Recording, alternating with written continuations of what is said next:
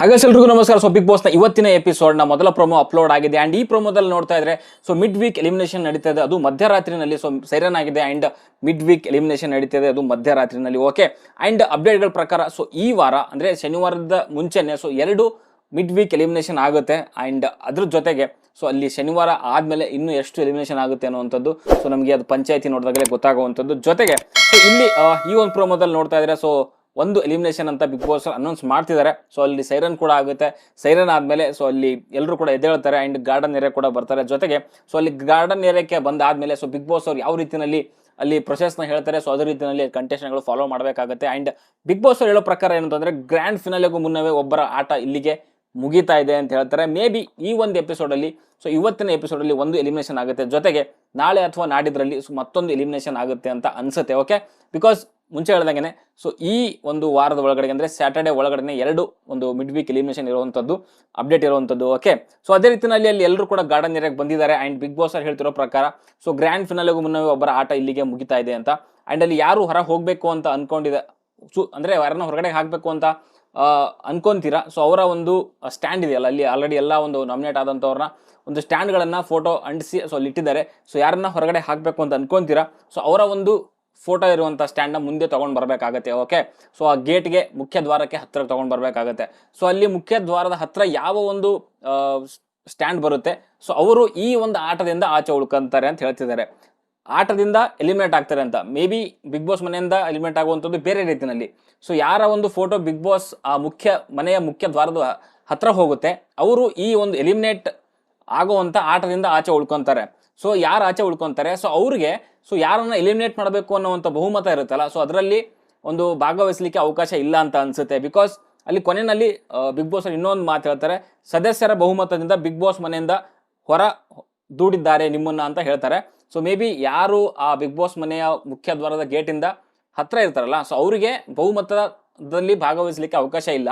So ಯಾರು ದೂರ ಇರ್ತಾರೆ ಸೊ ಅವರು ಒಂದು ಬಹುಮತದ ಮೇರೆಗೆ ಸೊ ಒಬ್ಬರನ್ನ ಆಚೆ ದೂಡ್ತಾರೆ ಅಂತ ಅನ್ನಿಸ್ತಾ ಇದೆ ಈ ಒಂದು ಪ್ರೋಮೋ ನೋಡ್ತಾ ಇದ್ರೆ. ಸೊ ಇಲ್ಲಿ ಬಿಕಾಸ್ ಅವ್ರು ಬಳಸಿರುವಂಥ ಪದ ನೋಡ್ತಾ ಇದ್ರೆ ಹಂಗೆ ಇದೆ, ಗೇಟ್ಗೆ ಸಮೀಪ ಇರುವ ಸದಸ್ಯ ಆಟದಿಂದ ಎಲಿಮಿನೇಟ್ ಆಗ್ತಾನೆ. ಓಕೆ, ಆಟದಿಂದ ಅಂದ್ರೆ ಆ ಒಂದು ಚೂಸ್ ಮಾಡುವಂಥದ್ದು ಇದೆಯಲ್ಲ, ಬಹುಮತದ ಮೇರೆಗೆ ಒಬ್ಬರನ್ನ ಆಚೆ ಹಾಕೋ ಆಟ ಇದೆಯಲ್ಲ ಸೊ ಅದರಿಂದ ದೂರ ಉಳ್ಕೊಂತಾನೆ ಅಂತ ಅನ್ನಿಸ್ತಾ ಇದೆ. ಸೊ ಅವ್ರಿಗೆ ಬಹುಮತದಲ್ಲಿ ಆಡ್ಲಿಕ್ಕೆ ಅವಕಾಶ ಇಲ್ಲ. ಸೊ ಇನ್ನು ಉಳಿದಂಥ ಕಂಟೆಸ್ಟೆಂಟ್ಗಳು ಏನು ಮಾಡ್ತಾರೆ ಸೊ ಬಹುಮತದ ಮೇರೆಗೆ ಒಬ್ಬರನ್ನ ಆಚೆ ಹಾಕ್ತಾರೆ. ಓಕೆ, ಸೊ ಇದು ಮೇ ಬಿ ಪ್ರೊಸೆಸ್ ಇದೆ ಅಂತ ಅನ್ಸುತ್ತೆ. ಜೊತೆಗೆ ಅಲ್ಲಿ ನೋಡ್ತಾ ಇದ್ರೆ ಕಾವ್ಯ ಅವರು ಸತೀಶ್ ಅವ್ರನ್ನ ಹೆಸರು ತಗೊಂಡು ಆ ಸ್ಟ್ಯಾಂಡ್ನ ಮೂವ್ ಮಾಡ್ತಿದ್ದಾರೆ. ಅಂಡ್ ಅಲ್ಲಿ ಸತೀಶ್ ಮಂಜುಳ ಭಾಷಿನಿ ಅವ್ರದ ಸ್ಟ್ಯಾಂಡ್ ತಗೊಂಡು ಮೂವ್ ಮಾಡ್ತಿದ್ದಾರೆ. ಅಂಡ್ ಅಲ್ಲಿ ಜಾನ್ವಿ ಅವರು ರಕ್ಷಿತಾ ಒಂದು ಇದನ್ನ ಸ್ಟ್ಯಾಂಡ್ನ ಮೂವ್ ಮಾಡ್ತಿದ್ದಾರೆ. ಜೊತೆಗೆ ಅಶ್ವಿನಿ ಅವರು ಸ್ಪಂದನ ಹೆಸರು ಹೇಳಿದ್ದಾರೆ, ಅಲ್ಲಿ ಮೂವ್ ಮಾಡೋದು ಕಾಣಿಸ್ತಾ ಇಲ್ಲ, ಕೇವಲ ಹೇಳಿದ್ದಾರೆ. ಮೇ ಬಿ ಇವರು ಬಹುಮತ ಒಂದು ಹೇಳೋ ಇದರಲ್ಲಿ ಇದಾರೆ ಅಂತ ಅನ್ಸುತ್ತೆ. ಅಂಡ್ ಗಿಲ್ಲಿ ಹೇಳುವಂಥದ್ದು ಜಾನ್ವಿದು ಅಂಡ್ ರಕ್ಷಿತಾ ಸೊ ಜಾನ್ವಿ ಅವರ ಒಂದು ಸ್ಟ್ಯಾಂಡ್ನ ಮೂವ್ ಮಾಡ್ತಾರೆ. ಸೊ ಇದು ಪ್ರೊಸೆಸ್ ನಡೀತಾ ಇರುವಂಥದ್ದು.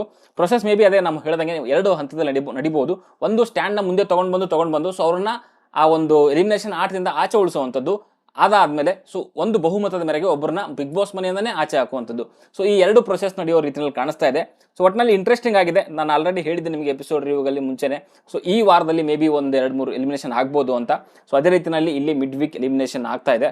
ಒಂದು ಬ್ಯಾಡ್ ಲಕ್ ಅಂತಂದ್ರೆ ಇಲ್ಲಿ ಸ್ಪಂದನಾಗೆ, ಯಾಕಂದ್ರೆ ಫೈನಲಿಸ್ಟ್ ಆದಂಥವ್ರು ಆಮೇಲೆ ನಿನ್ನೆ ಟಾಸ್ಕಲ್ಲೂ ಕೂಡ ಸೋತ್ರು. ಸೊ ಅಗೇನ್ ಅವರು ಫೈನಲಿಸ್ಟ್ ಆದಂಥವ್ರು ತಿರ್ಗಾ ಎಲಿಮಿನೇಟ್ ಆಗಿ ಸೊ ಇಮ್ಯುನಿಟಿ ಎಲ್ಲ ಪ್ರತಿಯೊಂದು ಕೂಡ ಹೋಗಿದೆ ಅವ್ರಿಗೆ. ಸೊ ಅವರು ಕೂಡ ಎಲಿಮಿನೇಷನ್ ಆಗುವಂಥ ಸಾಧ್ಯತೆಗಳಿದೆ.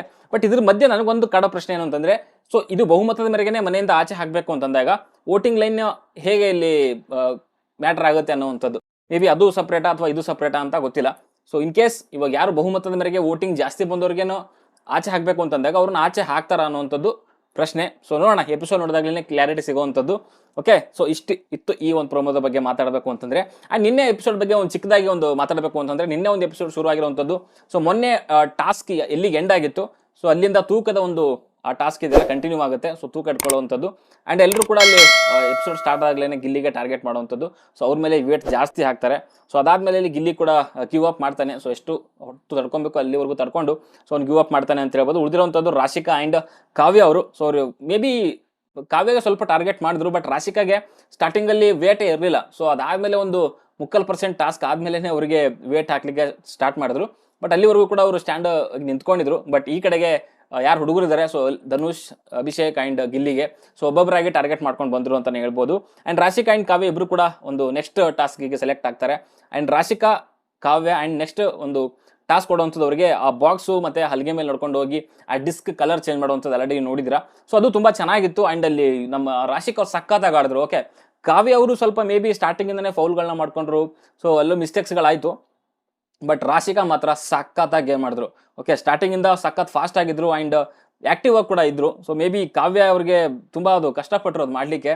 ಸ್ಟಾರ್ಟಿಂಗಿಂದನೇ ಅವ್ರು ಫಾಲ್ಟ್ ಶುರು ಆಯಿತು ಅಂತ ಹೇಳ್ಬೋದು. ಕೊನೆಗೆ ಆ ಒಂದು ಟಾಸ್ಕ್ ಇದೆಯಲ್ಲ ಅದನ್ನು ರಾಶಿಕಾ ಅವ್ರು ವಿನ್ ಆಗ್ತಾರೆ. ಓಕೆ, ಸೊ ಅದಾದಮೇಲೆ ಸೊ ರಾಶಿಕಾ ಅವ್ರು ವಿನ್ ಆದಮೇಲೆ ಸೊ ಅಲ್ಲಿ ಅಗೇನ್ ಮತ್ತೊಂದು ಟಾಸ್ಕ್ ಕೊಡ್ತಾರೆ. ಅದು ಆ್ಯಕ್ಟಿವಿಟಿ ಕೊಡುವಂಥದ್ದು ಬಿಗ್ ಬಾಸ್ ಅವರು ರಾಶಿಕಾಗೆ ಒಂದು ಆಪ್ಷನ್ ಕೊಡ್ತಾರೆ, ಚಾಲೆಂಜರ್ ಟಾಸ್ಕ್ ಅಂತ. ಸೊ ಅವ್ರು ಇವಾಗ ಏನು ಫೈನಲಿಸ್ಟ್ ಆಗಿ ಆಯ್ಕೆ ಆಗಬೇಕು ಅಂತಂದರೆ, ಇವಾಗ ಆಲ್ರೆಡಿ ಫೈನಲಿಸ್ಟಲ್ಲಿ ಯಾರಿದ್ದಾರೆ ಸೊ ಅವರಿಗೆ ಒಬ್ಬರಿಗೆ ಚಾಲೆಂಜ್ನ ಕೊಟ್ಟು ಸೊ ಅವ್ರನ್ನ ಸೋಲಿಸಿ ಸೊ ಅವ್ರನ್ನ ಆ ಒಂದು ಫೈನಲಿಸ್ಟ್ ಇದರಿಂದ ಆಚೆ ಹಾಕಿ ಸೊ ಅವರಲ್ಲಿ ಹೋಗಿ ಕುತ್ಕೊಬೇಕಾಗುತ್ತೆ. ಆ್ಯಂಡ್ ಯಾರ ಜೊತೆಗೆ ನೀವು ಆಡ್ತೀರಾ, ಯಾರ ವಿರುದ್ಧ ಆಡ್ತೀರಾ ಅನ್ನೋಂಥದ್ದು ಕೂಡ ರಾಶಿಕಾಗೆ ಒಂದು ಆಪ್ಷನ್ನ ಕೊಡುವಂಥದ್ದು. ಆ್ಯಂಡ್ ರಾಶಿಕಾ ಡಿಸ್ಕಷನ್ ಎಲ್ಲ ಮಾಡಿ ಟೀಮ್ ಅವ್ರ ಜೊತೆಗೆ ಸೊ ಅವ್ರು ಚೂಸ್ ಮಾಡಿರೋಂಥ ಹೆಸರು ಯಾವುದು ಅಂತಂದರೆ ಸ್ಪಂದನ ಅವ್ರನ್ನ ಚೂಸ್ ಮಾಡ್ತಾರೆ. ಆ್ಯಂಡ್ ನನ್ನ ಪ್ರಕಾರ ಓಕೆ ಒಂದು ಸ್ವಲ್ಪ ವೀಕ್ ಕಂಟೆಸ್ಟೆಂಟ್ ಅಂತ ಅನಿಸುತ್ತೆ. ಬಟ್ ಅಲ್ಲಿ ಯಾಕೆ ಅವ್ರನ್ನ ಚೂಸ್ ಮಾಡಿದೆ ಅಂತ ಕೊಟ್ಟಿರೋಂಥ ಕಾರಣ ಏನು ಅಂತಂದರೆ, ಸೊ ಇಲ್ಲಿವರೆಗೂ ಕೂಡ ಸ್ಪಂದನ ಯಾವುದೇ ಒಂದು ರೀತಿಯಲ್ಲಿ ಟಾಸ್ಕು ಆಡಿಲ್ಲ. ಜೊತೆಗೆ ಅವರಿಗೊಂದು ಈ ಸಿಂಪತಿ ಅನ್ನೋ ರೀತಿಯಲ್ಲಿ ಮನೆಯಲ್ಲಿ ಮಾತುಗಳು ಕೇಳಿ ಬರ್ತಾ ಇದೆ. ಸೊ ಅವ್ರಿಗೊಂದು ರೀತಿಯಲ್ಲಿ ಪ್ರೂವ್ ಮಾಡ್ಕೊಳ್ಳಿಕ್ಕೆ ಒಂದು ಒಳ್ಳೆ ಅವಕಾಶ. ಸೊ ಅದಕ್ಕೋಸ್ಕರ ಅವ್ರ ಜೊತೆಗೆ ಆಡ್ತೀನಿ ಅನ್ನೋ ಒಂದು ರೀಸನ್ನ ಕೊಡ್ತಾರೆ. ಆ್ಯಂಡ್ ಏನದು ವ್ಯೂಹ ಕೊಟ್ಟಿದ್ರು, ಆ ಕೋಲ್ನ ತೊಗೊಂಡು ಹೋಗಿ ಸಿಲಿಂಡರ್ನ ಇಡುವಂಥದ್ದು. ರಾಶಿಕಾ ಮಾತ್ರ ಸಖತ್ತಾಗಿ ಆಡಿದ್ರು. ಸ್ಪಂದನ ಸಿಕ್ಕಾಪಟ್ಟೆ ಸ್ಟ್ರಗಲ್ ಪಟ್ಟರು. ರಾಶಿಕಾ ಏನಕ್ಕೆ ಅಷ್ಟು ಈಸಿಯಾಗಿ ಹಾಕಿದ್ರು ಅಂದರೆ, ಒಂದು ಅವ್ರು ಫಿಸಿಕ್ಕಾಗಿ ಮೇ ಬಿ ಟಾಸ್ಕು ಮತ್ತು ಇದ್ರ ರೀತಿಯಲ್ಲ ಸ್ವಲ್ಪ ಅವರಿಗೆ ಆ್ಯಕ್ಟಿವಿಟಿನಲ್ಲಿ ತುಂಬ ಚೆನ್ನಾಗಿದ್ದಾರೆ ಅಂತ ಅನಿಸುತ್ತೆ ಸ್ಪೋರ್ಟ್ಸಲ್ಲಿ. ಜೊತೆಗೆ ಅವ್ರ ಹೈಟು ಕೂಡ ಇದ್ದಾರೆ. ಆ ಟಾಸ್ಕ್ಗೆ ಸ್ವಲ್ಪ ಹೈಟ್ ಇರಬೇಕಾಗಿತ್ತು ಆ್ಯಂಡ್ ಅದನ್ನು ಪ್ರಾಕ್ಟೀಸ್ ಬೇಕಾಗುತ್ತೆ. ಸೊ ಇವರು ಒಂದು 2-3 ಟಾಸ್ಕ್ನ ಆರಾಮಾಗಿ ಆಡ್ಕೊಂಡು ಬಂದಿದ್ದಾರೆ. ಸೊ ತೂಕ ಎತ್ತೋದಾಗಿರ್ಬೋದು ಅಥವಾ ಬಾಕ್ಸ್ ಮೇಲೆ ಆ ಡಿಸ್ಕ್ಗಳನ್ನು ಚೇಂಜ್ ಮಾಡುವಂಥದ್ದಾಗಿರ್ಬೋದು, ಅವ್ರಿಗೆ ಪ್ರಾಕ್ಟೀಸ್ ಇತ್ತು. ಬಟ್ ಸ್ಪಂದನ ಈ ವಾರದಲ್ಲಿ ತೊಗೊಳಕ್ಕೆ ಹೋದರೆ ಯಾವುದೂ ಟಾಸ್ಕ್ ಆಡಿಲ್ಲ. 2 ವಾರ ತೊಗೊಂಡ್ರು ಅಂಥ ಟಾಸ್ಕ್ ಯಾವುದೂ ಆಡಿಲ್ಲ. ಸೊ ಅದಕ್ಕೆ ಸ್ವಲ್ಪ ಅವ್ರಿಗೆ ಕಷ್ಟ ಆಯಿತು. ಆಮೇಲೆ ಅವ್ರಿಗೆ ಹೈಟು ಕೂಡ ಎಲ್ಲೋ ಸ್ವಲ್ಪ ಪ್ರಾಬ್ಲಮ್ ಆಯಿತು ಅಂತ ಅನಿಸುತ್ತೆ. ಸೊ ಅದಕ್ಕೋಸ್ಕರ ರಾಶಿಕಾ ಅಲ್ಲಿ 4 ಏನು ಆ ಸಿಲಿಂಡರ್ ತೊಗೊಂಡೋಗಿ ಇಡ್ತಾರೆ.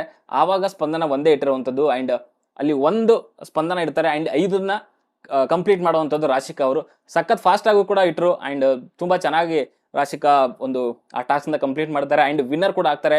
ಜೊತೆಗೆ ಸೊ ಅವರೇನು ನಾಮಿನೇಟ್ ಆಗಿದ್ರು, ಸೊ ಅದರಿಂದ ಇಮ್ಯುನಿಟಿ ಪಡ್ಕೊಂಡ್ಬಿಟ್ಟು ಸೊ ಡೈರೆಕ್ಟಾಗಿ ಅವರು ಫೈನಲಿಸ್ಟ್ ಆಗ್ತಾರೆ. ಆ್ಯಂಡ್ ಈ ಕಡೆಗೆ ಸ್ಪಂದನ ಅವರು ಸೊ ಏನು ಫೈನಲಿಸ್ಟ್ ಆಗಿದ್ರು, ಸೊ ಅವರು ಇವಾಗ ಫೈನಲಿಸ್ಟಿಂದ ಆಚೆ ಬಂದು ಅವರು ಕೂಡ ನಾಮಿನೇಟ್ ಆಗ್ತಾರೆ. ಓಕೆ, ಸೊ ಒಟ್ಟಿನಲ್ಲಿ ಸ್ಪಂದನೆಗೆ ಒಂದು ರೀತಿಯಲ್ಲಿ ಬ್ಯಾಡ್ ಲಕ್ ಅಂತಲೇ ಹೇಳ್ಬೋದು. ಬಿಕಾಸ್ ಸ್ಟಾರ್ಟ್ ಆಗಿರೋ ಯಾವುದೇ ರೀತಿಯಲ್ಲಿ ಆ್ಯಂಡ್ ಈ ವಾರ ತೊಗೊಳಕ್ಕೆ ಹೋದ್ರು ಕೂಡ ಸೊ ಹಾಗೆ ಜನರ ಒಂದು ಅಭಿಪ್ರಾಯದಿಂದ ಸೊ ಫೈನಲಿಸ್ಟ್ ಆಗಿ ಆಯ್ಕೆ ಆಗ್ತಾರೆ ಅವರು ಮತ್ತು ಮಾಳು.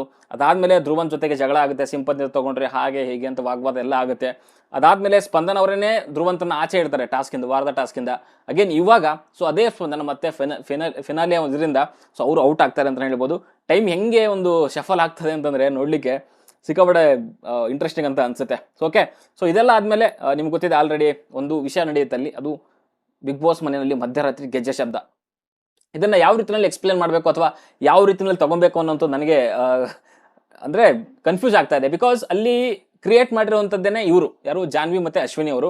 ಸೊ ಇವರೇ ಕ್ರಿಯೇಟ್ ಮಾಡಿದ್ದಾರೆ ಗೆಜ್ಜೆ ಶಬ್ದ ಹಾಗೆ ಹೀಗೆ ಅಂತ. ಬಟ್ ಇವರೇ ಮನೆಯವರಿಗೆ ಹೆದರಿಸ್ತಾ ಇದ್ದಾರೆ. ಸೊ ರಕ್ಷಿತಾನೇ ಒಂದು ರೀತಿಯಲ್ಲಿ ಅವಳೇ ಗೆಜ್ಜೆ ಹಾಕ್ಕೊಂಡು ಸೊ ಡ್ಯಾನ್ಸ್ ಮಾಡ್ತಿದ್ದಾಳೆ ರಾರಾ ಸಾಂಗ್ಗೆ, ನಾಗವಲ್ಲಿ ಅನ್ನೋ ರೀತಿಯಲ್ಲಿ. ನಾಗವಲ್ಲಿ ಥರ ಒಂದು ಏನು ನೃತ್ಯ ಮಾಡುವಂಥದ್ದು ಒಂದು ಹುಡುಗಿದೊಂದು ಫೋಟೋ ಇದೆ. ಸೊ ಅದ್ರ ಮುಂದೆ ಹೋಗಿ ನಿಂತ್ಕೊಂಡು ರಾತ್ರಿ ಎಲ್ಲ 3-4 ದಿವಸದಿಂದ ಸೊ ಡ್ಯಾನ್ಸ್ ಮಾಡ್ತಿದ್ದಾಳೆ. ರಾರಾ ಒಂದು ಸಾಂಗ್ ಎಲ್ಲ ಹಾಕ್ಕೊಂಡು ಮಾಡ್ತಿದ್ದಾಳೆ 3-4 ದಿವಸದಿಂದ ಅನ್ನೋ ರೀತಿಯಲ್ಲಿ ಅಲ್ಲಿ ಮನೆಯವರಿಗೆ ಹೇಳುವಂಥ ಪ್ರಯತ್ನ ಪಡ್ತಿದ್ದಾರೆ. ಬಟ್ ಅದನ್ನ ಕೇಳಿದಂಥ ರಕ್ಷಿತಾ ಅವರು ಸ್ವಲ್ಪ ಬೇಜಾರು ಮಾಡ್ಕೊಂಡಿದ್ದಾರೆ. ಸೊ ಅಳ್ತಾ ಇದ್ರು ಕೂಡ ಅಲ್ಲಿ ಬೇರೆಯವ್ರ ಜೊತೆಗೆ ಎದುರುಗಡೆಗೆ. ಸೊ ಈ ಥರ ಎಲ್ಲ ಸುಳ್ಳು ಎಲ್ಲ ಹಬ್ಬಿಸ್ತಾ ಇದ್ದಾರೆ ಹಾಗೆ ಹೀಗೆ ಅಂತ. ಬಟ್ ನಾನು ಹೋಗಿ ಡ್ಯಾನ್ಸು ಅಥವಾ ಹಾಡೆಲ್ಲ ಹಾಡಿರ್ಬೋದು, ಬಟ್ ನಂಗೆ ರಾರಾ ಸಾಂಗೇ ಗೊತ್ತಿಲ್ಲ, ಅದು ನಾ ಹೆಂಗೆ ಹಾಡೋಕ್ಕಾಗುತ್ತೆ ಹಾಗೆ ಹೀಗೆ ಅಂತೆಲ್ಲ ಮಾತುಕತೆ ಬರ್ತಾ ಇತ್ತು. ಬಟ್ ಇವರಿಬ್ಬರು ಮಾತ್ರ ನಾವು 3 ದಿವಸದಿಂದ ನೋಡ್ತಾ ಇದ್ದೀವಿ, ಸೊ ಹಂಗೆ ಮಾಡ್ತಿದ್ದಾಳೆ ಅವಳು, ಸೊ ಅದಕ್ಕೋಸ್ಕರ ನಾವು ಅವ್ರ ಜೊತೆ ಜಾಸ್ತಿ ಸೇರ್ತಾ ಇಲ್ಲ ಹಾಗೆ ಹೀಗೆ ಅಂತ ಅಲ್ಲಿ ಮನೆಯವ್ರ ಎದುರುಗಡೆ ಹೇಳ್ತಾ ಇದ್ರು. ಆ್ಯಂಡ್ ಅದಾದಮೇಲೆ ಒಂದು ಪ್ಲ್ಯಾನ್ ಮಾಡ್ಕೊತಾರೆ ಈ ಕಡೆ ಯಾರು, ಗಿಲ್ಲಿ ಮತ್ತು ರಕ್ಷಿತಾ. ಸೊ ಇವ್ರು ಹಿಂಗೆ ಹೇಳ್ತಿದಾರಲ್ಲ ನಿನ್ನ ಬಗ್ಗೆ, ಸೊ ನಿಜವಾಗ್ಲೂ ಇವತ್ತು ರಾತ್ರಿ ಹಾಗೆ ಮಾಡಿಬಿಡು, ಗೆಜ್ಜೆ ಎಲ್ಲ ಶಬ್ದ ಮಾಡಿ ಹೋಗಿ ಕುಣಿದಾಡ್ಬಿಡು ಅನ್ನೋ ರೀತಿಯಲ್ಲಿ ಎಲ್ಲ ಮಾತುಕತೆ ನಡ್ತಾ ಇದ್ರು. ಆಮೇಲೆ ಅದನ್ನು ಕೇಳಿಸ್ಕೊಂಡಂತಹ ಜಾನ್ವಿ ಹೋಗಿ ಅಲ್ಲಿ ಹೋಗಿ ಅಶ್ವಿನಿಗೆ ಪುಂಕ್ತಾಳೆ.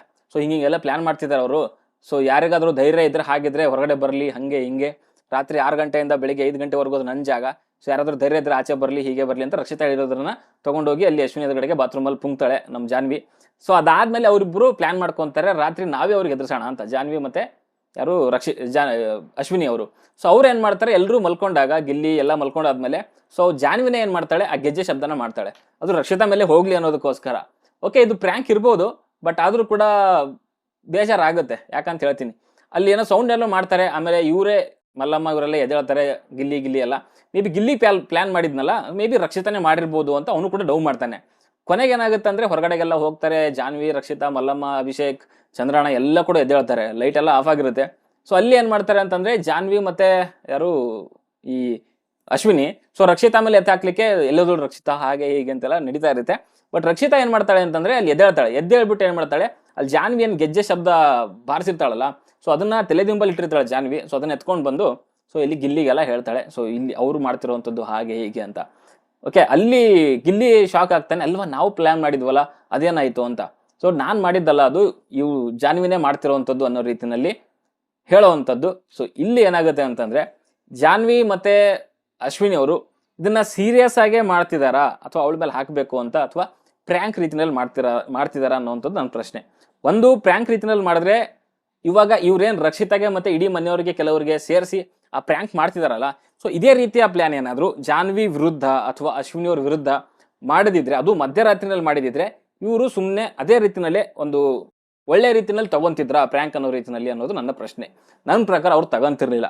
ಈ ಅಶ್ವಿನಿ ಮೇಡಮ್ ಅವ್ರಿಗೆ ಯಾರಾದರೂ ಬಂದು ಯಮ್ಮ ಅಥವಾ ಈ ರೀತಿಯಲ್ಲಿ ಸ್ವಲ್ಪ ಏನಾದರೂ ಆ ಕಡೆ ಮಾತಾಡಿದ್ರೆ ಹಂಗೆ ಮಾತಾಡಬೇಡಿ ಹಿಂಗೆ ಮಾತಾಡಬೇಡಿ ಅನ್ನೋವಂಥವ್ರು ಮಧ್ಯರಾತ್ರಿನಲ್ಲಿ ಹೋಗಿ ಒಬ್ಬರು ಈ ಥರ ಡ್ಯಾನ್ಸ್ ಮಾಡ್ತಾರೆ, ರಾರ ಅನ್ನೋ ರೀತಿಯಲ್ಲಿ ಸಾಂಗ್ ಮಾಡ್ತಾರೆ ಅಂತ ಒಬ್ಬರ ಮೇಲೆ ಆಪಾದನೆ ಹೊರಿಸುವಂಥದ್ದು, ಇದು ಯಾವ ರೀತಿಯಲ್ಲಿ ಪ್ರ್ಯಾಂಕು ಅಂತ ನನಗೆ ಅರ್ಥ ಆಗಲಿಲ್ಲ.